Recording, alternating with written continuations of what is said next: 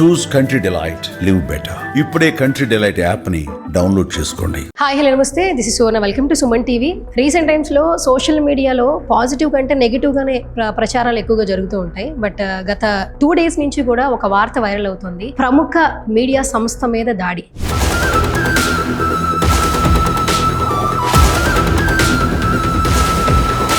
గత కొన్ని సంవత్సరాల నుంచి సక్సెస్ఫుల్గా ఒక సంస్థని రన్ చేస్తున్నారు మహా న్యూస్ ఎండి వంశీ గారు. సో ఒక్కసారిగా మీడియా సంస్థ మీద దాడి చేయడం ఏంటి, ఎందుకు దాడులు చేస్తున్నారు, దీన్ని పొలిటికల్గా చూడాలా, పర్సనల్గా చూడాలా, అసలు ఈ దాడి ఎందుకు జరిగింది? సో రైట్ నా మనతో మాట్లాడడానికి మహా న్యూస్ అధినేత వంశీ గారు ఉన్నారు. సో ఈ దాడిని ఏ విధంగా చూస్తున్నారు, నెక్స్ట్ ఏం చేయబోతున్నారు, ఆయనతో మాట్లాడు. నమస్తే సార్.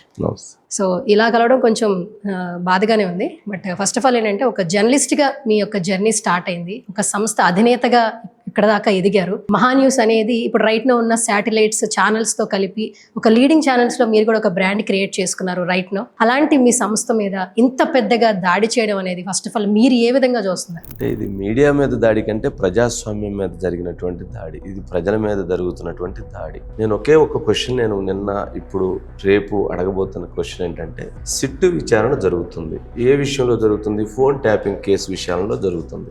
ఆ ఫోన్ ట్యాప్ చేసినటువంటి వాళ్ళని పిలిచి వాళ్ళని అరెస్ట్ చేశారు. ఎవరైతే బాధించబడ్డారో వాళ్ళని పోలీస్ స్టేషన్ పిలిచి ఎంక్వైరీ చేస్తున్నారు. వాళ్ళందరూ అక్కడికి వెళ్ళి మా ఫోన్లు ట్యాప్ అయినాయి, మేము పోయి దాంకున్నాం, బెంగళూరులో దాంకున్నాం, అక్కడ దాంకున్నాం, మమ్మల్ని ఇబ్బందులు పెట్టారని వాళ్ళు బయటకు వచ్చి చెప్తున్నారు. అలా చెప్తున్నప్పుడు వాటికి సంబంధించినటువంటి వార్తలని ప్రసారం చేయాల్సినటువంటి బాధ్యత మీడియా మీద ఉందా లేదా? మరి అలాంటి ప్రసారం చేసినప్పుడు వాటికి సంబంధించి ఈ రకమైనటువంటి దాడి చేయడం సరైనటువంటి చర్యనా? ఒక పొలిటికల్ పార్టీ, అంత పెద్ద లీడర్షిప్ ఉన్నటువంటి పార్టీ ఈ రకంగా వాళ్లే ప్రజాస్వామ్యాన్ని కూలీ చేస్తే, వాళ్లే ఫోర్త్ ఎస్టేట్ని కూలీ చేసేటువంటి ప్రయత్నం చేస్తే ఇది ఎంతవరకు కరెక్ట్ అనేటువంటిది నా ప్రశ్న. ఓకే సార్, ఫోన్ ట్యాపింగ్ గురించి చాలా ఛానల్స్ చేస్తూ ఉన్నాయి. బట్ మహా న్యూస్ మీద ఇంత పెద్దగా దాడిని ఏ విధంగా చూడాలి? మీరు పెట్టిన టైటిలే ప్రశ్నిస్తే దాడులు చేస్తారా అంటున్నారు. అంటే మీరు ప్రశ్నించినందుకు ఈ దాడి జరిగిందని అనుకోవాలంటారా? అంటే ఖచ్చితంగా ప్రశ్నించినందుకే దాడి జరిగింది. వారు అభ్యంతరం తెలియజేసినటువంటి అంశం ఏంటంటే, మేము పెట్టినటువంటి థంబ్నెయిల్స్ మాకు అభ్యంతరంగా ఉన్నాయి అనేది వాళ్ళు చెప్పిన వరడు. నిజంగా కేటీఆర్ గారికి లేదా బీఆర్ఎస్ పార్టీలో ఉన్నటువంటి చాలామంది నేతలకి మహా న్యూస్తో టచ్ ఉంది.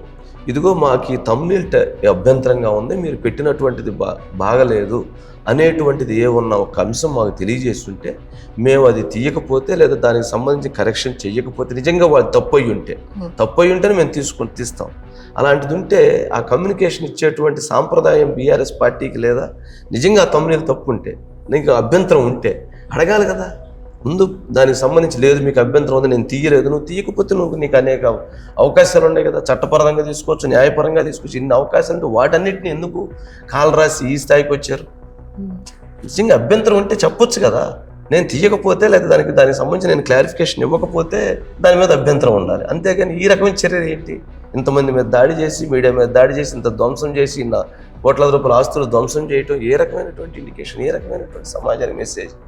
ఇది ఆలోచించుకోవాలి. నిన్నటి నుంచి మహిళలు కూడా మాట్లాడుతూ ఉన్నారు. మహిళలు కూడా ఒకటే చెప్తున్నారు, థంబ్నెయిల్స్ గురించే మాట్లాడుతూ ఉన్నారు, జరిగిన దాడి గురించి ఎవరు మాట్లాడట్లేదు. సో మీరు చాలా మట్టుకు కూడా ఎక్కడైనా ఒక మహిళకి అన్యాయం జరిగినా, అంటే పొలిటికల్గా కావచ్చు, పర్సనల్గా కావచ్చు, మహా న్యూస్ ద్వారా కూడా చాలా వార్తలు ప్రచారం చేశారు.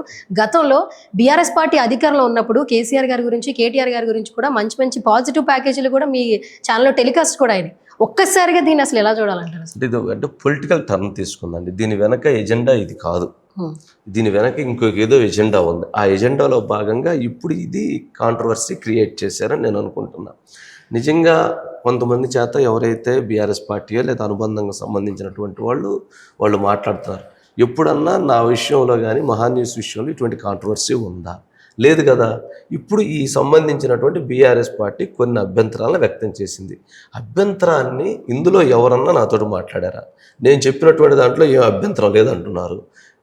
ఒక థంబ్నెయిల్ పెట్టిన దాంట్లో ఒక రిపోర్టర్ చెప్పినటువంటి అంశం మీద అభ్యంతరం, అది చెప్పాలి కదా, డిస్కస్ చేయాలి కదా, అడగాలి కదా. అసలు దానికి ఇంత వికృతమైనటువంటి ఈ రకమైనటువంటి దాడి, ఇంత మనుషుల్ని చంపేటువంటి దాడి, ఇది అసలు ఏ రకంగా ఇండికేషను? వారికి మీడియా వస్తుంది, వారు రేపు బీఆర్ఎస్ పార్టీ ఒక పెద్ద వ్యవస్థ. ఆ వ్యవస్థ ప్రజలకు దగ్గరికి రేపొద్దున వెళ్ళి ఏమని అడగాలి? అధికారంలో లేనప్పుడు ఇలాంటి దాడులు చేస్తే రేపు అధికారంలోకి వచ్చిన ఎలాంటి దాడులు ఉంటాయి అనేటువంటిది భావించాలి. ఇది సరైనది కాదు అసలు. దీనికి చాలా ప్లాట్ఫామ్స్ ఉన్నాయి, నేను చాలా ఓపెన్గా ఉంటాను, డిస్కస్ చేయొచ్చు, మాట్లాడవచ్చు, ఇది కాదు మా అభ్యంతరం ఇదని చెప్పవచ్చు. అట్లా కాకుండా ఇట్లా ఈ రాంగ్ రూట్ ఎంచుకోవటం అనేది అది వారికి మంచిది కాదు. నాకేం ఓట్లు అవసరం లేదు, నేనేమి ఎలక్షన్ నిలబడేది లేదు, నాకు ఓట్లు అవసరం లేదు. ప్రజాస్వామ్యంలో ఇలాంటి దాడులు చేస్తే ప్రజలు రేపు హర్షిస్తారా, ఓట్లేస్తారా? ఫోన్ ట్యాపింగ్ జరిగింది అంటున్నారు. ఫోన్ ట్యాపింగ్ అంశంలో ఫోన్ ట్యాప్ చేసినటువంటి వ్యక్తులు ఇంట్లో మీరు ఏం భోజనం చేస్తున్నారు, ఏం కూర వండుకున్నారు, ఏం రైస్ వండారు, పుల్కా చేశారా, చపాతీ చేశారు, ఈ మాట్లాడుకునే వినేదానికి కాదు కదా ఫోన్ ట్యాప్ చేసింది. ఫోన్ ట్యాప్ చేసింది దేనికి? వాళ్ళకి సంబంధించిన ఆర్థిక వ్యవహారాలు, లేకపోతే వాళ్ళకి సంబంధించిన కుటుంబ వ్యవహారాలు, లేకపోతే వాళ్ళకి సంబంధించిన ఇతర వ్యవహారాలు జరిగాయి అనేటువంటి ఆరోపణలు ఉంటేనే కదా ఈ విచారణ జరుగుతుంది. ఆ విచారణ జరుగుతున్నటువంటి అంశంలో సరే ఒక్కొక్కరు ఒక్కొక్క స్టైల్లో ఒక్కొక్క రకమైన ఇది చేస్తారు. దాంట్లో కూడా అభ్యంతరం ఉంటే చెప్పేదానికి అవకాశం ఉంది కదా, ప్లాట్ఫామ్ ఉంది కదా. ఇందులో ఇప్పుడు మాట్లాడుతున్నటువంటి వాళ్ళందరూ ఎవరున్నా కానీ, వాళ్ళ ఎవరి త్రూ వచ్చినా కానీ ఓకే, ఇది అడిగితే దానికి మేము క్లారిఫికేషన్ ఇవ్వకపోతే మా తప్పు ఉంటే నిజంగా నేనేం చెప్తానంటే, నిజంగా మా మిస్టేక్ ఉంటే, నిజంగా మా తప్పు ఉంటే నేను ఆ తప్పు ఒప్పుకోవటానికి నేను సిద్ధం. ఎందుకంటే నేను ప్రజాస్వామ్యంలో ఉన్నాను, ఒక జర్నలిస్ట్గా ఉన్నాను, 4th ఎస్టేట్కి బాధ్యత వహిస్తున్నాను, తప్పు ఒప్పుకోవడానికి సిద్ధం. మరి మీరు ఎంత దాడి చేసిన దానికి మీరు తప్పు ఒప్పుకోవాలి కదా. రేపు ప్రజాస్వామ్యం కదా ఇది, మీరు ప్రజలకు మీరు జవాబుదారీ కదా, మాకంటే మీకు ఎక్కువ బాధ్యత ఉంది కదా. 9 సంవత్సరాల అధికారాన్ని ఇచ్చేసారు కదా. మరి అలాంటిది మీరే ఇలాగెళ్తే ఏం ఇండికేషన్ ఇస్తారు సమాజానికి? ప్రజలకు ఏం చెప్తారు? సార్ విజువల్స్ చూస్తే మహాన్యూస్ ఆఫీస్ చుట్టూ ఒక 12 మంది దాకా బయట కనిపిస్తున్నారు. రాళ్లతో దాడి చేశారు, కార్లు బగలు కొట్టారు. ఆల్మోస్ట్ ఈ పిక్చర్స్ చూస్తుంటే ఎలా ధ్వంసం చేశారో కూడా మీరు వెనకాల మాకు బ్యాక్గ్రౌండ్లో కనిపిస్తూ ఉంది. వాళ్ళ మీద కేసు పెట్టారు, కానీ నిన్న వాళ్ళు బయటకు వచ్చేసారన్న స్టేట్మెంట్ మేము చూసాం. అంటే వాళ్ళకి న్యాయ పరిధిలో ఉన్నటువంటి అంశం. నిజంగా police department DCP Vijay Kumar గారు కానీ, వారి సిబ్బంది కానీ, సిపి గారు కానీ 100% వెంటనే ఆ రోజు రాత్రి వరకు వాళ్ళందరిని ఐడెంటిఫై చేయటం, వాళ్ళందరిని అరెస్ట్ చేయడం జరిగింది. అట్లాగే స్వయంగా ప్రభుత్వం కూడా చాలా సీరియస్గా రియాక్ట్ అయింది. బట్టి విక్రమార్క గారు డిప్యూటీ సీఎం గారు స్వయంగా వచ్చి పరిశీలించి ఎంత దారుణం అని చెప్పారు. పొన్నం ప్రభాకర్ గారు వచ్చారు, అట్లాగే ఇతర భారతీయ జనతా పార్టీకి సంబంధించినటువంటి ముఖ్య నేతలందరూ వచ్చారు. వాళ్ళందరూ చూసిన తర్వాత ఇంత పెద్ద దాడిని ఇంతవరకు చరిత్రలో, హైదరాబాద్ చరిత్రలో జరగలేదు. ఇంకెక్కడ జరిగితే జరిగి ఉండేవి కానీ ఎక్కడైతే జరగలేదు. అందులోనూ మీడియా సంస్థ మీద ఎంత దాడి జరగలేదు.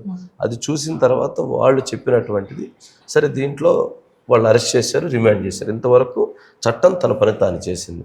న్యాయ పరిధిలోకి వెళ్ళినప్పుడు న్యాయ పరిధిలో ఉన్నటువంటి దాంట్లో ఇంజురీస్ ఎంత అయినాయి, ఎవరన్నా హాస్పిటల్లో అడ్మిట్ అయ్యి ఉన్నారా, హాస్పిటలైజేషన్ అయ్యి ఉన్నారా, లేకపోతే అట్లాంటి దాని మీద వాళ్ళ సంబంధించిన కొన్ని గ్రౌండ్స్లో డిస్కస్ జరిగినట్టుంది. మరి న్యాయమూర్తి గారు అందుకు సంబంధించినటువంటి దాంట్లో సరే ఇది ఈ గ్రౌండ్స్లో నేను బెయిల్ ఇస్తున్నాను, కానీ వాళ్ళు ఇంకోసారి ఎటువంటి చర్యలు తీసుకోవడానికి లేదని ఇది వార్నింగ్ చేసి ఇచ్చారని చెప్పి వింటున్నాను నేను కూడా. మరి అలాంటిది న్యాయమూర్తి పరిధి గారి ఉన్నది కాబట్టి దాని గురించి మనం మాట్లాడటం కరెక్ట్ కాదు అనేది నా భావన. సువర్ణ, ఇప్పుడు కూడా ప్రొటెక్షన్ ఉన్నట్టుగా, అంటే మీరు కేవలం ప్రొటెక్షన్ పెట్టినారా పోలీసుని, లేదంటే వాళ్ళని ఇష్యూ జరిగిన తర్వాత వాళ్ళు అరేంజ్ చేయడం? ప్రభుత్వం దానికి సంబంధించి అంటే నేనేమంటానంటే ఇది నా మీద జరిగిన దాడి కాదు, ప్రజాస్వామ్యం ప్రజలకు తెలియజేసేటువంటి ప్రయత్నాన్ని ఆయన తెలియజేస్తున్నారు. ఇటు నా వర్షం ఇచ్చారు, అటు వాళ్ళ వర్షం ఇచ్చారు, అందరు వర్షం ఇస్తున్నారు. అది ఒక పద్ధతి, అది మీడియా బాధ్యత. అది అలాగ చేసినటువంటి అది ఇంకొక ఐటమ్ ఇచ్చారు, ఇంకొక ఐటమ్ ఇచ్చారు. అందుట్లో ఇదిగో మీరు పెట్టిన దాంట్లో ఇక్కడ డాట్ పెట్టలేదు, ఈ పెట్టిన దాంట్లో మీరు ఈ మిస్టేక్ పెట్టారు, ఇందుట్లో మీది తప్పు ఉంది అని చెప్పని ఈ రకంగా చేస్తే అది ఎవరికైనా మంచిది కాదు కదా. మరి అందుకని ఇది సెక్యూరిటీ వాళ్ళు ఎట్లాంటి సంఘటనలు మళ్ళీ జరుగుతాయేమనేటువంటి ఉద్దేశంతో ఏర్పాటు చేసినట్టున్నారు. మొత్తం మీద ఎంత మేరకు నష్టం జరిగింది సార్? ఆల్మోస్ట్ చూస్తుంటే గ్లాసెస్ కింద కార్స్, ఆ కార్స్ ఎవరు సార్ యాక్చువల్లీ బయట? అంటే మనం అది 2 కార్స్, ఒకటేమన్నా సైదాబాబుది, ఒకటేమన్నా శివరాం ప్రసాద్ గారిది, ఒకటి ఇద్దరు హెచ్ఓడీస్, సిఇఓ గారిది. అట్లా ఇదనే కాదు అంటే బయట అటు పక్క ఓబీ వెహికల్ ఒకటి డ్యామేజ్ అయింది, ఇటువైపు చూస్తే ప్రతి ఒక్కటి డ్యామేజ్ అయింది. అంటే నిజంగా మా ఎంప్లాయీస్ ఇది ఒక మహా కుటుంబం, ఇది మహా ఫ్యామిలీ. ఇక్కడ ఉన్నటువంటి వాళ్ళందరూ మా కుటుంబ సభ్యులుగానే మేము భావిస్తాం.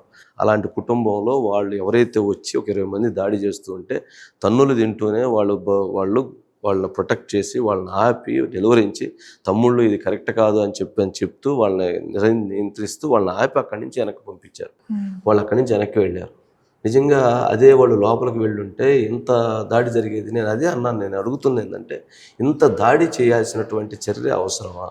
లేదు నిజంగా మీకు అట్లాంటిది ఉంటే దానికి ఇంకొక రకమైన ఉంటుంది, అంతేగాని ఇది కరెక్ట్గా ఇంత ఆఫీసు మీద దాడి చేసి ఇంతమంది మహిళా ఉద్యోగులు భయభ్రాంతులకు గురి చేసి ఇంకా ఉద్యోగుల మీద దాడి చేయటం అసలు ఏ రకంగానూ సరైన చర్య అయితే కాదు. అసలు అందుట్లో బీఆర్ఎస్ పార్టీకి, అందుట్లో కేసీఆర్ గారు, కేటీఆర్ అసలు వాళ్ళకి కరెక్ట్ కాదు. ఓకే, నెక్స్ట్ ఏంటంటే దీన్ని ఏమైనా కొంచెం సీరియస్గా తీసుకునే ఆలోచనలో మీరున్నారా? లేదు అంటే వాళ్ళకి సంబంధించిన సభ్యులు ఎవరైనా వచ్చి మీతో మాట్లాడే ప్రయత్నం చేసి ఇది కొంచెం చల్లారుతుందంట? అంటే నేను ప్రజాస్వామ్యబద్ధంగా నా మీద జరిగినటువంటి దాడికి నా పోరాటం కొనసాగుతుంది. ప్రజాస్వామ్యబద్ధంగా నేను వెళతాను.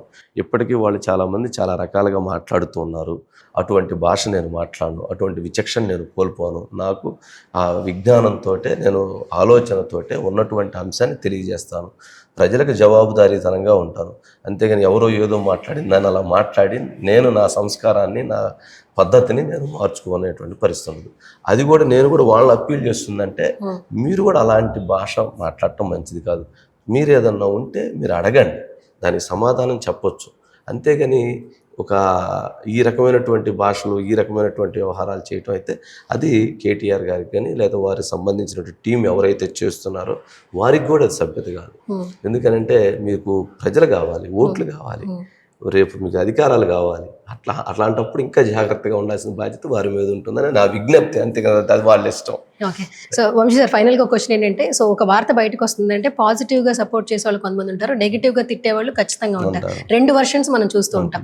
సో దీనికి సంబంధించి ఏంటంటే మీరు తమ్నెయిల్స్ గురించే ప్రతి ఒక్కరు మాట్లాడుతున్నారు కాబట్టి, సో తమ్నెయిల్ పెట్టకపోతే ఇంత దాడి జరగదు కదా, ఎందుకు అలా తమ్నెయిల్ పెడుతున్నారు, మీ దగ్గర ప్రూఫ్స్ ఉన్నాయా అని కొంతమంది కమెంట్ సెక్షన్లో. 100% ఓకే.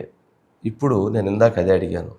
ఇది స్వయంగా రాష్ట్ర ముఖ్యమంత్రి గారు రేవంత్ రెడ్డి గారు ఫోన్ ట్యాపింగ్ విని కొంపలు కూల్చారు అని మాట్లాడారు కదా.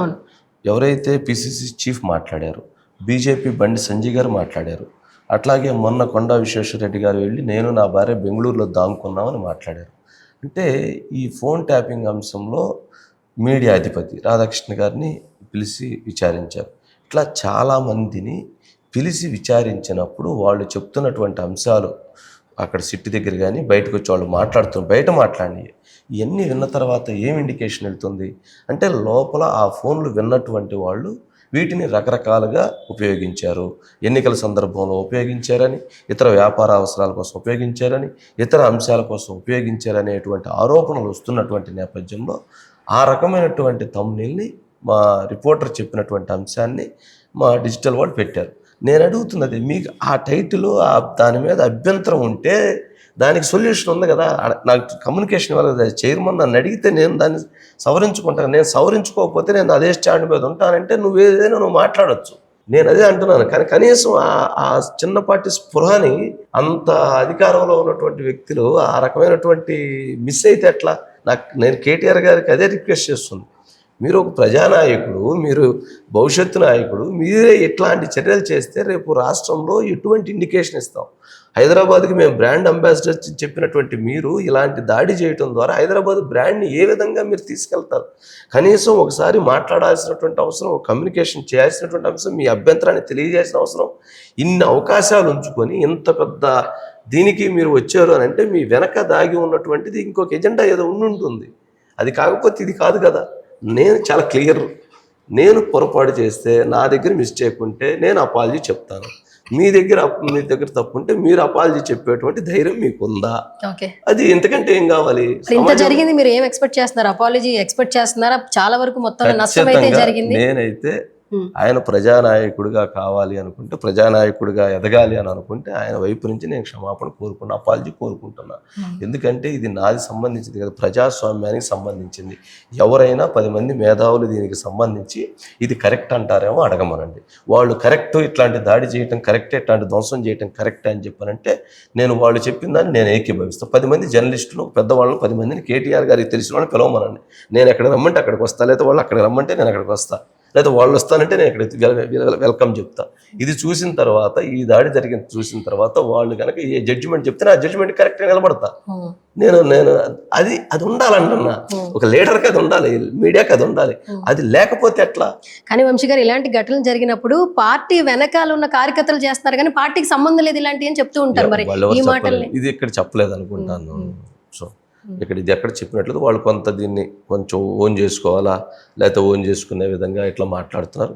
కొంతమంది అయినా దీన్ని ప్రాంతీయ విభేదాలు రెచ్చగొట్టే విధంగా మాట్లాడుతున్నారు, కొంతమంది ప్రాంతీయ తత్వాన్ని యూజ్ చేస్తున్నారు.